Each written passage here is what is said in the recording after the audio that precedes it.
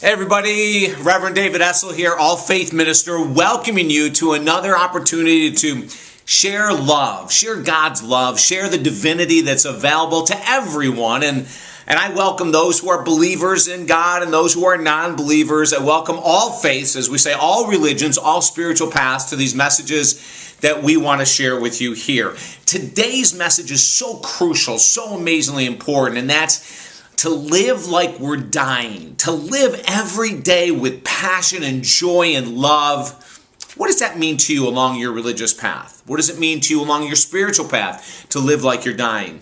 You know, so many times we hear about stories that when people are on their deathbed that they say I love you to someone that they haven't said I love you to in years, and they've forgiven someone or they've asked for forgiveness. Would you please forgive me as I pass from this life to the next life? Would you please forgive me? And that's part of the walk of God, isn't it? It's part of the walk of love, of compassion, of forgiveness, of acceptance. You know, all those things that when we think of the word God, or we think of the word love, or we think of Christ's path, or whatever analogy you want to make, it's all there, isn't it? It's all right there. And the words I want you to think about today is, how do we live like that now? How do we live like we're dying today? How do we take that? Now, I can tell you the answer is pretty simple. How do we take that concept of someone lying on their deathbed, calling over a loved one and saying, I'm so sorry for hurting you. I'm so sorry for not talking to you for 20 years. I'm so sorry for holding this grudge. I'm so sorry for holding this resentment. I'm so sorry for not telling you how important you are to me. How do we do it? We do it. We make a decision on this path, on this glorious path, on this glorious day, to start living as if we're dying, to really actually take those thoughts and put it into action. I'm going to read to you some lyrics from a song that I absolutely love. And I think that the guy that's singing this, his name is Kris. I think he was on American Idol. And, to be quite frankly honest with you, I don't watch TV hardly at all. So I'm not all that up to date with these things. But I'm pretty sure that when I was listening to the song on the radio that they mentioned something about American Idol. I could be wrong, but it's Kris. And the name of the song, appropriately enough, is Live Like We're Dying. Listen to the first few stanzas. Sometimes we fall down and can't get back up. We're hiding behind skin that's too tough. How come we don't say I love you enough? Till it's too late, it's not too late. Our hearts are hungry for a food that won't come, and we could make a feast from these crumbs. And we're all staring down the barrel of a gun. So if your life flashed before you, what would you wish you would have done? Yeah, you got to start looking at the hand of time we've been given here. This is all we got, and we got to start thinking it. Every second counts on a clock that's ticking. Got to live like we're dying. Isn't that powerful? You know, like this life we've been given so many times in certain economies, in certain times of our existence, we look around and we're just dragging. You know, we're tired, we're fatigued, we're depressed, we're all these things. One of the reasons is we're not living like we're dying. What would it mean to you to live like you're dying today? How would that shift your spiritual path? How would that shift your religious path? Would you get involved with a Bible class? Would you get involved with a class on Judaism? Would you get involved with a class on basic spirituality? What does it mean to be a more spiritual person? If you were living like you're dying, wouldn't you want more information and then take that information and apply it to your daily life so you could be happier? Do you know there's people right now fully ensconced in their religious walk, their spiritual walk, who are facing incredible challenges, and they are at peace. It doesn't mean they don't hit bumps in the road and they go down for a little bit, but in general, they've got so much faith and they feel the love of God so greatly that they're doing phenomenal even in the face of challenges. Do you remember in Matthew when they were talking about James and John, the brothers? They were fishermen, right? And Jesus is walking by and he says, I think it's time. Come and follow me. And what did they do? They didn't sit around and think, well, what do you think, James? I don't know, John. What do you think? Hey, Dad, what do you think? Do you think we should get out of this boat and go follow this guy? I'm not really quite sure. What do you think? Well, let's sit and talk. Hey, man, can you come back in a month? We're going to just sort of sit and talk about it. No, they jumped. They dropped the nets and they went.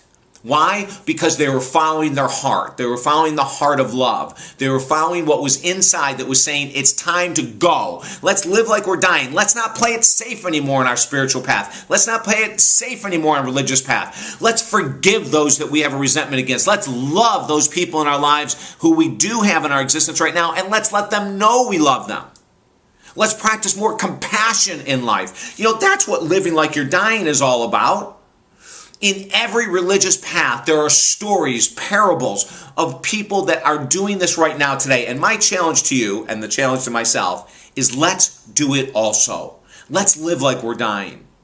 Over this past weekend, I saw a story on TV that was amazing about two young men who are living like they're dying. They're both wrestlers. Now they're a year out of college. So this story was following their life up to last year. One of them had no legs.